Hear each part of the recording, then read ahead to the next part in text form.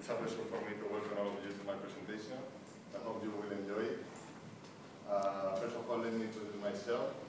My name is Guillermo, and I was Erasmus student in 2006 in Germany, in Hamburg. And actually, this is the topic of my presentation that will take around 5 minutes. This year is the 25th anniversary of the creation of the Erasmus program. And this is the topic of what I'm going to talk about. I have divided my presentation into 4 main points. This is the agenda I'm going to follow. First of all, I'd like you to help me to do a very short survey, and I'd like you to tell me what you know about Erasmus or what you think about this program. Then I will try to all of us to move to 1987 when it began to understand the success of this exchange student program. And that will help me to explain the evolution during the last 25 years and the tendencies. And finally, I will give you my opinion and try to explain to you what Erasmus means to me. So let's move on to the first part of my presentation.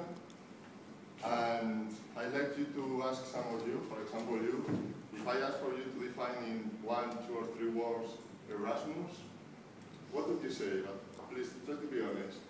Erasmus, what comes to your mind? Experiences I have heard about Erasmus because I have been in this program. All of them have been the same. Always parties and always something like that. Okay. Are you? What have you heard about Erasmus? 2 words. Yeah. Sex, drugs, and rock and roll. Viva Erasmus! Because I think that you have been very honest. And actually that's true. There are many people that if you ask them what they think about Erasmus, they will say alcohol, more alcohol, parties. And there are even some American teachers who say something about orgasmus or something. Can't believe it. The purpose of my presentation is that by the end of the presentation, I'd like to try to change your mind and to understand that Erasmus is not alcohol, party, and bad results in the exams. At least not only, okay? So, as I told you before, I will go to the second part of my presentation, and I'd like you to move for some seconds to 1987, because that will make me explain to you the success of this program.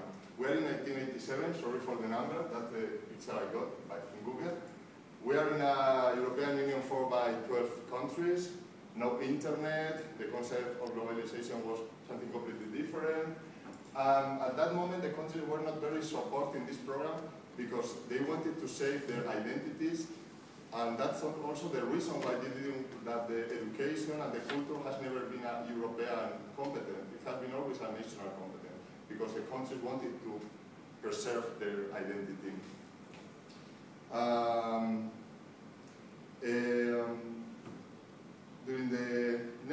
During the following 25 years, the Erasmus program was increasing steadily, and that will help me to go to the third part of my presentation, where I will show you some numbers that will make you understand the success of this program. I'm sorry that I didn't bring any chart, but I will show you some numbers that will make you understand it. The third generation in 1987, just 3,000 students went abroad to study to another country. This year, it has been 200,000 students. As I told you, I don't have the evolution, but it has been steadily every year, more and more students. We can talk about 2.5 million students going around in 25 years. And as usually happens, Spain is different. What does it mean? That this is the first destinations of all around Europe. All the students want to come to our country. And actually, we are the country that sent most students abroad. This is just an anecdote. This is a famous film about Erasmus. It's the story of a French student that comes to Barcelona to study. Well, I guess it was also a very good campaign to convince foreign students to come to Spain. Or not, maybe.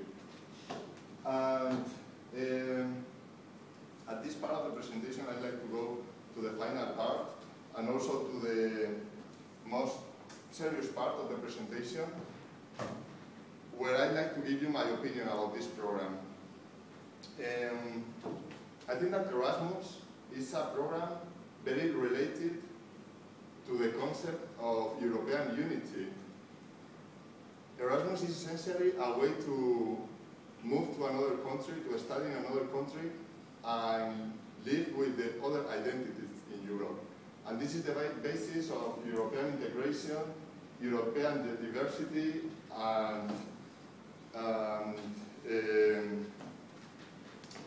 the European sense, I guess. So if we let the generations to go abroad to study, we are not only improving the level of foreign languages, and we are not only opening the market where they can work, but we are also building the basis of the European Union. So to sum up, to summarize, I'd like to tell you that in spite of the current moment, the current times that we see in the media every day, that the future of the European Union is uncertain, that we have terrible problems in the monetary policies, in the economic policies, we can still show some good examples of the right Europe. And Erasmus program, from my point of view, it's a good example of the right Europe. Thank you very much for your time and your attention. And if you have any question, I will be very pleased to answer.